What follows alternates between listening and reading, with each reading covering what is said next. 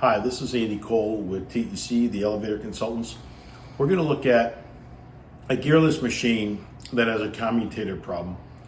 The commutator was burned at some point in time.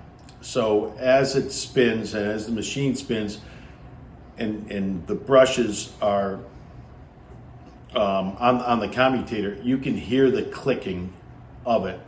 And I'll let you hear that for yourself, so I don't have to describe it.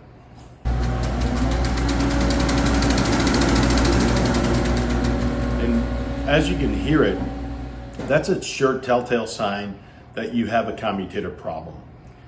And if you do have a commutator problem, there's only certain things that can be done. Can it be cleaned up as much as needed?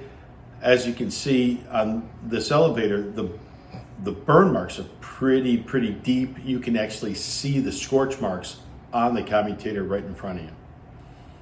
Thank you for checking out this video. Please check out our other videos. If you'd like more information on our company for the Elevator Consultants, you can look at tecvt.com or theelevatораpp.com. Thank you.